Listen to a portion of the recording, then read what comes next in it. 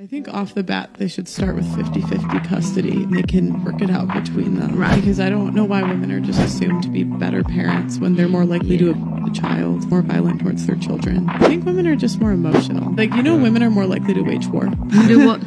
To wage war. I know more men have because more men have been in power, but women are actually more likely to do it when they're in power. Do you think a man would do a better job raising a girl than a woman? Yeah. I think most men want their kids to turn out better. Most men want to be a part of that. One of the most likely times that a guy is going to commit is when it's post-divorce, because oftentimes she'll take half on divorce, the kids. In my experience, most men want to be with their children, even if it's in a shitty situation, for the most 100%. part. When it comes to single-parent homes where the father is the single parent, the kids tend to turn out better than when the mother is a single parent. Where do you know why that is?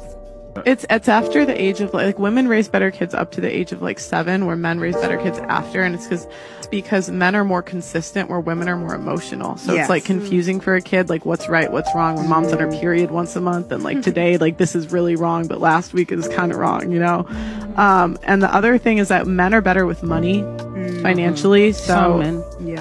No, I mean majority. The majority. Like women make 70 to 80% of consumer buying decisions. We also spend more, even though we make less.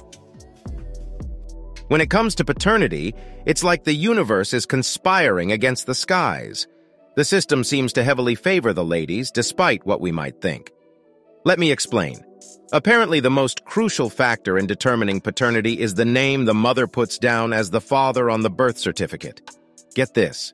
She can write down any guy's name she wants. Now, I'm not saying mothers are dishonest or anything like that, but this method relies entirely on their honesty and sincerity. So, if an unmarried mother gets pregnant and finds herself with more than one possible father, she can choose which one to list on the birth certificate. She doesn't even have to consider biology or genetics. When it comes to paternity issues, the mother has all the power. She gets to decide who the father is, and if he's not the biological dad, he still has to pay child support. That's a raw deal. The mother can put the name of any guy on the birth certificate, and that's it. No questions asked. If she chooses a man who she thinks will be a better provider, he's the one who has to prove her wrong. However, a man only has a limited amount of time to challenge paternity. The laws on this vary by state. Some states give you 6 months, while others give you 2 years. In many states, courts can rule that DNA testing is inappropriate in paternity cases because it can disrupt the stability of the family structure. Society believes that once a man has formed a bond with a child he thinks is his, there is no moral reason to seek a paternity test.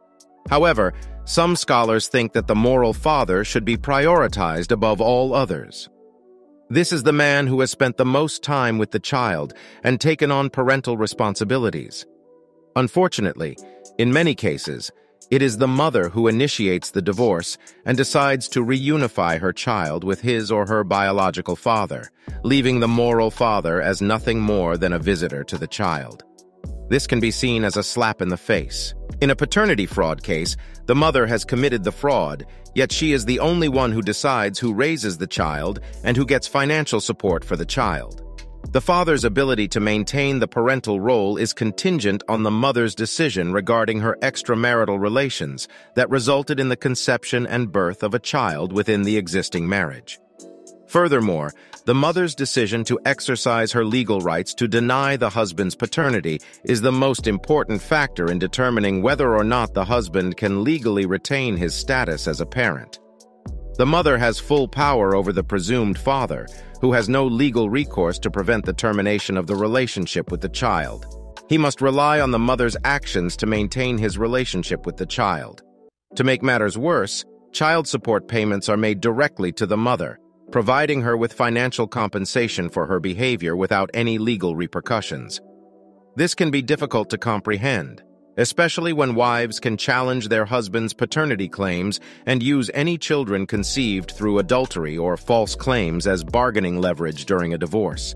When it comes to paternity issues, fathers often get the raw deal. The mother has all the power and the father is left with little say. It's time for some changes to be made so that fathers can have a say in the matter and have their rights respected. It's unfair that fathers have to suffer while mothers get to have the cake and eat it too.